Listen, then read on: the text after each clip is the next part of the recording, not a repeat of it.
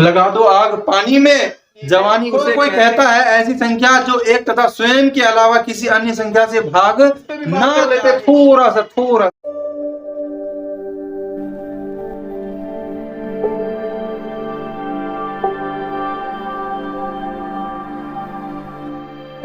Hello guys, welcome back to my YouTube channel concept of classes. Guys, अब सारी समस्याओं का हल हो चुका है, अब आपको कंटिन्यू क्लास मिलेगा। आज इसी दरमियान हम चलते हैं क्लास 10th के अंतर्गत मैथ का चैप्टर नंबर 1, जिसका नाम है रियल नंबर, वास्तविक संख्या। ठीक है, इसी को आज हम स्टार्ट करते हैं। और इस वास्तविक संख्या को समझने के लिए आपको सबसे पहले समझना पड़ेगा परिमेय और अपरिमेय संख्या। उनको भी समझने से पहले आपको समझना पड़ेगा पूर्ण संख्या, पूर्णांक संख्या, प्राकृत संख्या, सम संख्या, विषम संख्या, भाज्य अभाज्य, ठीक है, रूढ़ यौगिक क्या होता है, ये सारी बातें हम लोग कर लेते हैं आज। फिर आगे एग्जाम्पल बनाएंगे, फिर चैप्टर बनाएंगे, ऐसे सीरीज वाइज चलता रहेगा। ये देख लीजिए, ये पार्ट 1 है, ये पार्ट 1 है, पार्ट 2, पार्ट 3 ऐसे ही आते रहेगा प्ले लिस्ट में। क्लियर है? चलिए फिर ज्यादा देर न करते हुए आज हम लोग क्लास को स्टार्ट करते हैं। देखिए बच्चों, सबसे पहले हम लोग देखेंगे ये जो वास्तविक संख्या है ना, ये किसी का पार्ट है। किसका पार्ट है? संख्या पद्धति, नंबर सिस्टम का ये पार्ट है। अर्थात नंबर सिस्टम दो प्रकार का होता है, एक वास्तविक संख्या रियल नंबर और दूसरा होता है काल्पनिक संख्या विजुअल नंबर। तो सर हम बात कौन सा पे करेंगे? हम लोग बात करेंगे वास्तविक संख्या पे। अच्छा, काल्पनिक संख्या पे आप बात क्यों नहीं करेंगे? आप काल्पनिक संख्या पे बात क्यों नहीं करेंगे? आप काल्पनिक संख्या में इसलिए बात नहीं करेंगे क्योंकि ये जो है हम लोग के सिलेबस से बाहर की बातें हैं, इसलिए हम लोग इस पे बात नहीं करेंगे। तो सर आप बात किस पे करेंगे? तो मैं बात करूंगा वास्तविक संख्या, मतलब रियल नंबर पे बात करूंगा। ठीक है, जैसा कि मैंने आपको बता दिया, पहले इस रियल नंबर को समझने के लिए आपको परिमेय और अपरिमेय जानना पड़ेगा। ठीक है, और परिमेय और अपरिमेय को जानने के लिए उससे भी पहले आपको जानना पड़ेगा पूर्ण संख्या, पूर्णांक संख्या, प्राकृत संख्या, भाज्य संख्या, अभाज्य संख्या, सम संख्या, विषम संख्या। चलिए फिर देर न करते हुए एक एक करके मैं सबको समझाता हूं आपको। चलिए देर न करते हुए सीधी चलते हैं हम लोग। भैया, प्राकृत संख्या क्या होता है? प्राकृत संख्या किसे कहते हैं? है ना जी सर, प्राकृत संख्या किसे कहते हैं? Natural number. गिनती की सभी संख्या को प्राकृत संख्या कहते हैं। All the counting number are called natural number. अच्छा सर जी, जैसे दिखाइए हमको। जैसे देखिए जी, हम लोग गिनती कहां से करते हैं? गिनती कहां से करते हैं? जैसे देख लो, हम लोग गिनती कहां से करते हैं? गिनती 0 से करते हो क्या? अरे नहीं, गिनती तो हम लोग 1 से करते हैं। 1 हो गया, 2 हो गया, 3 हो गया, 4 हो गया, 5 हो गया, ऐसे ऐसे आपका अनंत तक। ठीक ना, बात समझ गए?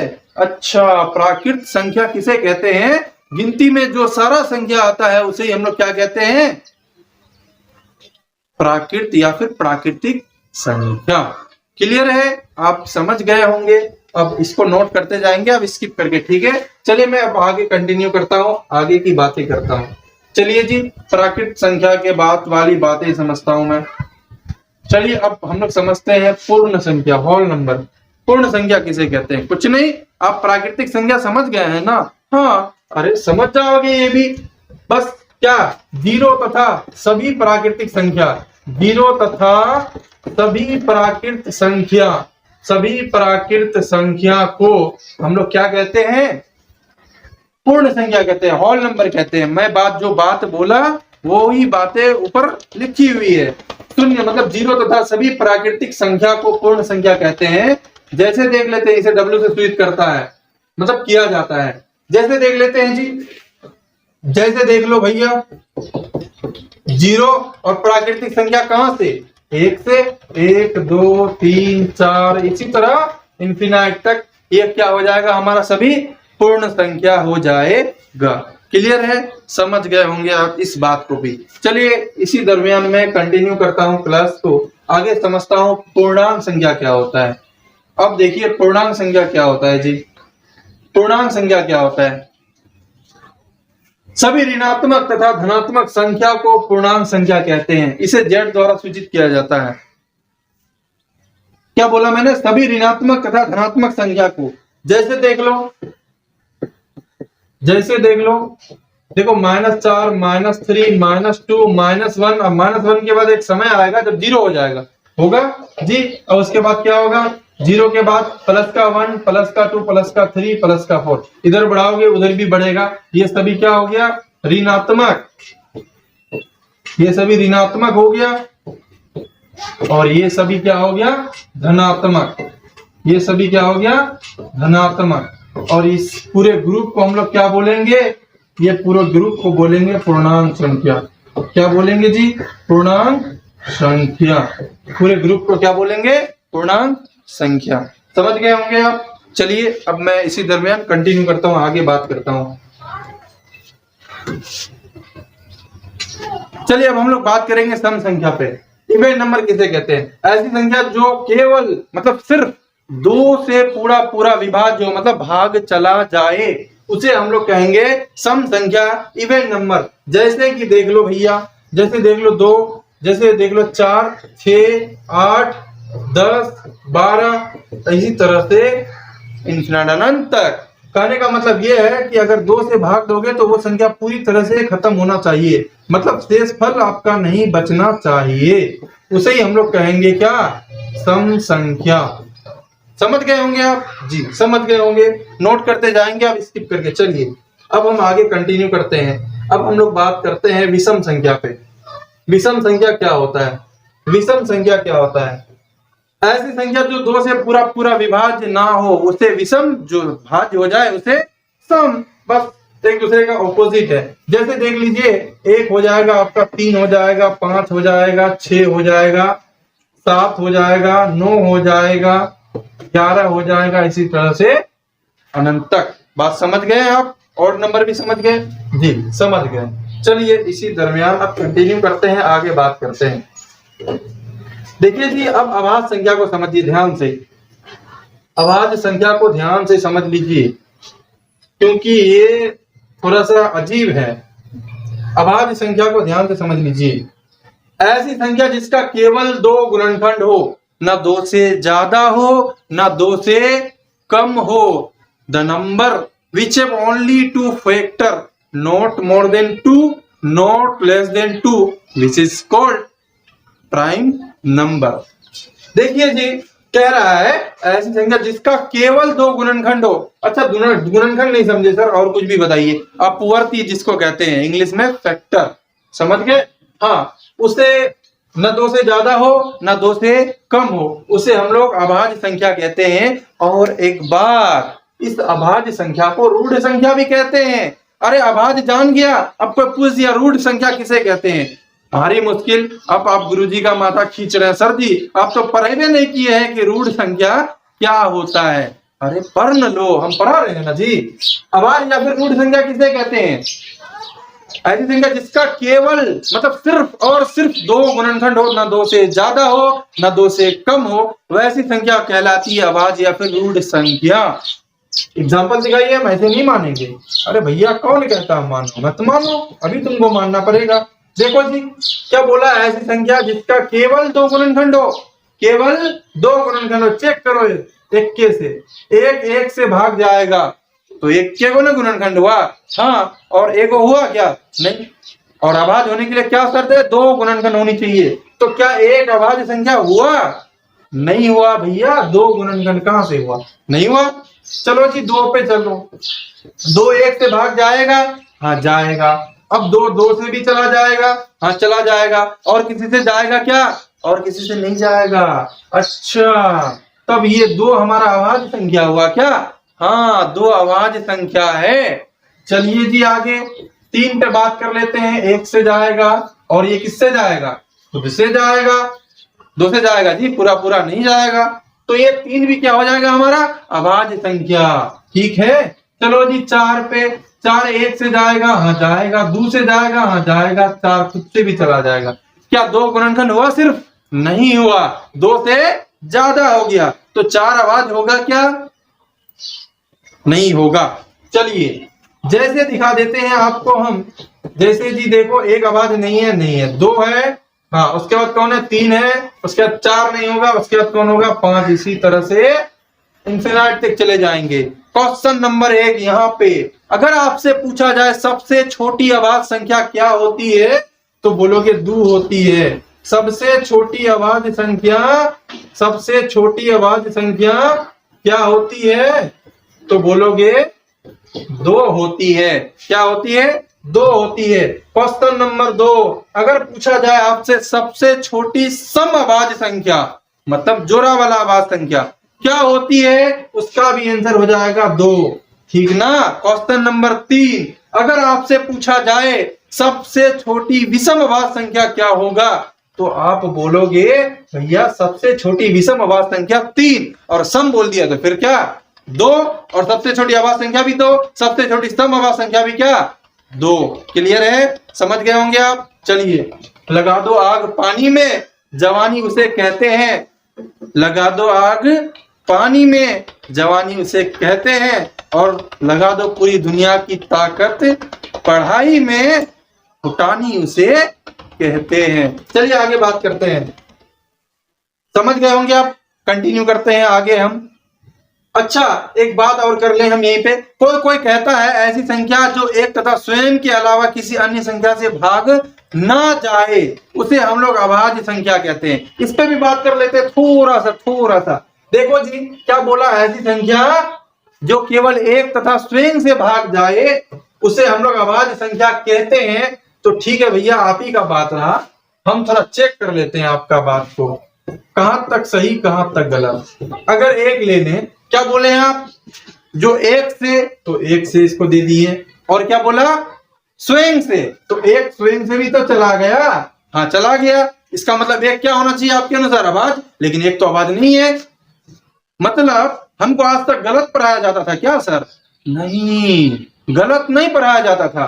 थोड़ा सा सर जी से या फिर आपसे ही मिस्टेक हो गया होगा क्या कि हमको ना ये परिभाषा भी ठीक है, इसके लास्ट में एक चीज लगा देना पड़ेगा। बोलिए क्या?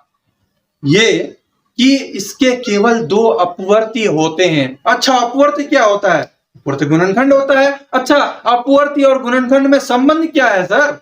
संबंध दोनों पर्यायवाची है एक दूसरे का। अच्छा ये बात है। हाँ ऐसी संख्या जो एक तथा स्वयं के अलावा किसी अन्य संख्या से भाग ना जाए तथा जिसके केवल 2 अपवर्ती अर्थात गुणनखंड हो उसे हम लोग अभाज्य संख्या या फिर रूढ़ संख्या कहते हैं। अब ये भी परिभाषा ठीक है, बात समझे? हाँ चलिए अब समझ गए होंगे आप। तब 2 अपवर्ती हो तो इसका 2 अपवर्ती हुआ, कहाँ हुआ? एक के ना हुआ जी, तो इसीलिए ये नहीं है। अगर अपवर्ती वाला बात नहीं बोलिएगा तो फिर आपका ये देख से और खुद से तो भाग चला गया, तब तो फिर इसके हिसाब से ये अभाज्य हो जाएगा। बात समझ गए ना? हाँ चलिए अब आगे बात करते हैं हम।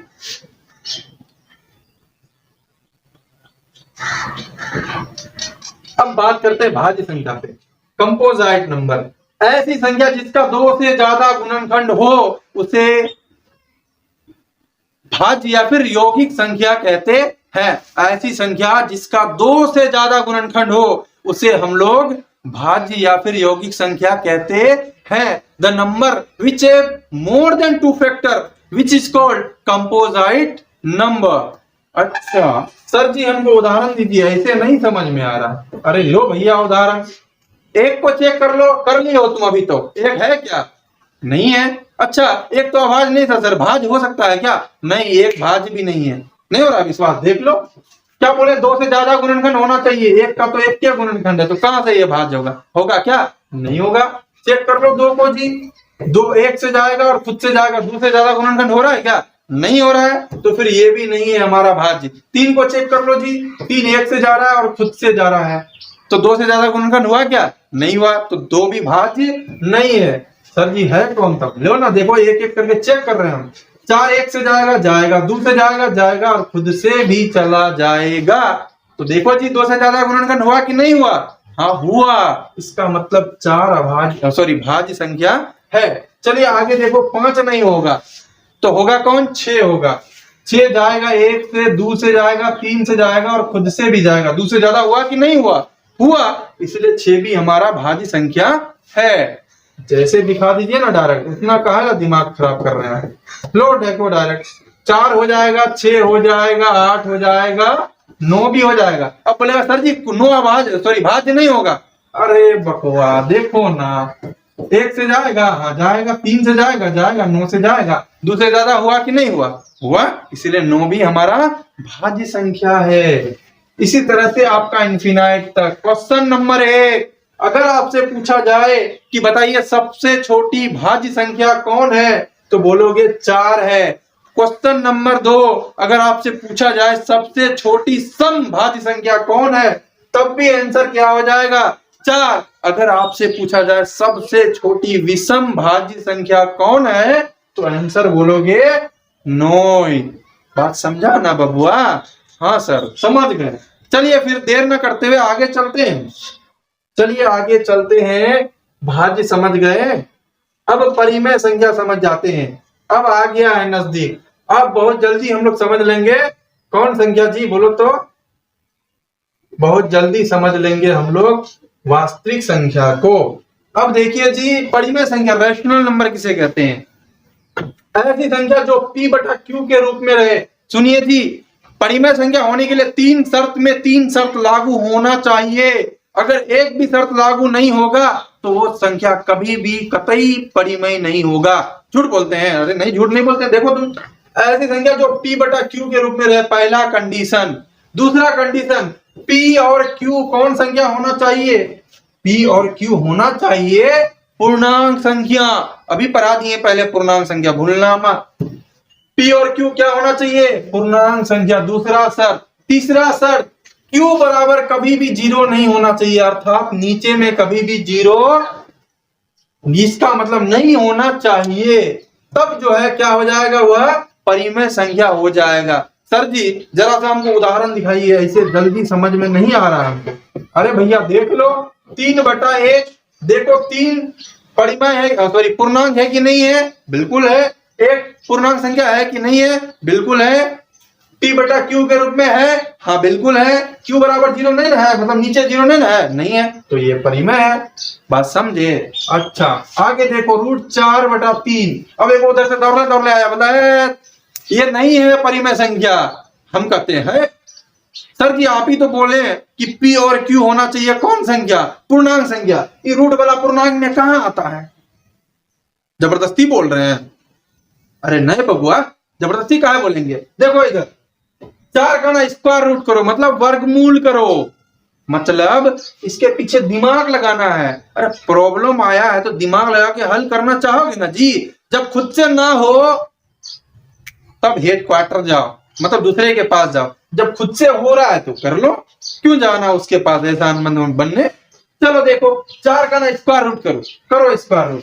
4 का वर्गमूल करोगे तो 2 आ जाएगा बटा में 3। क्या 2 और 3 पूर्णांक संख्या नहीं है? अरे हाँ है। P बटे Q के रूप में है कि नहीं है? हाँ है। Q बराबर 0 नहीं ना है? अरे नहीं सर नहीं है, इसलिए ये परिमेय है।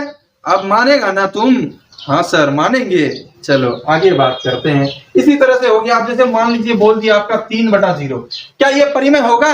अरे नहीं होगा, वहां तो साफ साफ बोल दिए P बटे Q के रूप में है। हाँ ठीक, P और Q पूर्णांक संख्या है, हाँ है। 3 भी पूर्णांक है, Q भी पूर्णांक संख्या है। लेकिन तीसरा कंडीशन देखो, Q बराबर 0 नहीं होना चाहिए, मतलब नीचे में 0 नहीं होना चाहिए। नीचे 0 ना आ गया, हाँ, इसलिए यह परिमेय नहीं है। अभी बता दिए थे हम, 3 में 3 कंडीशन फॉलो होना चाहिए।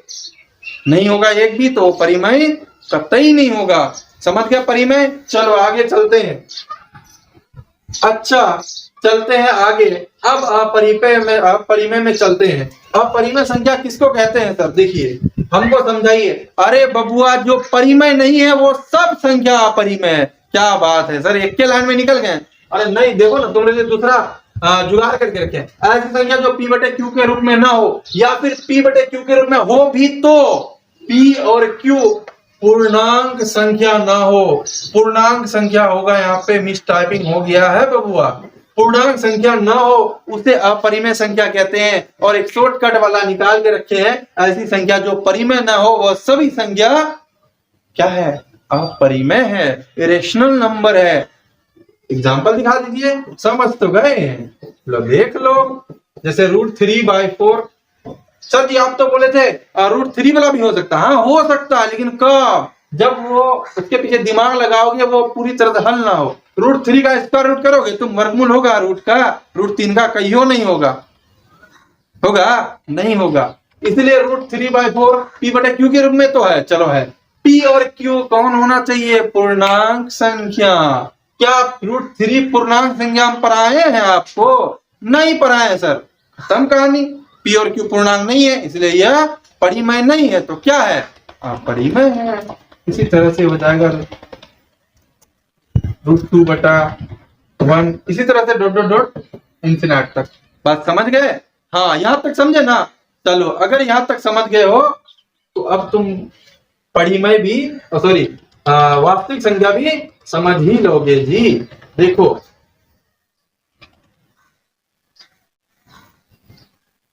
वास्तविक संख्या, रियल नंबर किसे कहते हैं? कुछ नहीं, परिमेय और अपरिमेय संख्या के संयोग को, समूह को क्या कहते हैं? ग्रुप को क्या कहते हैं? वास्तविक संख्या कहते हैं। अरे सर जी आप इसी के लिए इतना घुमा रहे थे? हाँ इसी के लिए इतना घुमा रहे थे, घूमना ही पड़ेगा तुमको। चलो देख लो जी, √4/3, 3/2, 3 हो गया, नीचे कुछ नहीं तो 1 है कि नहीं है, p/q के रूप में हो गया। चलो अब इधर देखते हैं √3/4, √2, √5, ये सभी क्या है? ये अपरिमेय है, ये सभी अपरिमेय है और ये सभी परिमेय है, ये सभी परिमेय है। और जब ये पूरे ग्रुप बना दिए तो पूरे ग्रुप को बोल देंगे वास्तविक संख्या, पूरे ग्रुप को बोल देंगे वास्तविक संख्या, पूरे ग्रुप को बोल देंगे वास्तविक संख्या। क्लियर है? चलिए आज के लिए इतना ही, फिर मिलते हैं अगले पार्ट में इसका एग्जाम्पल के साथ। तब तक के लिए अपना ध्यान रखिए, बड़ों का सम्मान करिए। Bye bye.